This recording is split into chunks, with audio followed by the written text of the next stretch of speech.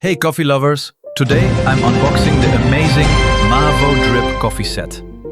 Let's open the box and see what's inside. First, we have the deep flow dripping kettle. It has a beautiful design and is perfect for precise pouring. Next is the thermometer. This helps us control the water temperature for better coffee. We also get a measuring spoon and 2 tasting cups. Here is the Wizard coffee grinder. And this is the grinder handle, used to grind fresh coffee beans by hand.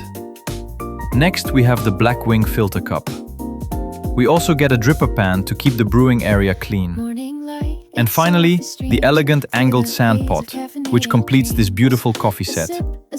Everything looks premium, stylish, and ready for brewing. Which item do you like the most? Let me know in the comments. Don't forget to like, follow, and share for more coffee content. See you in the next video!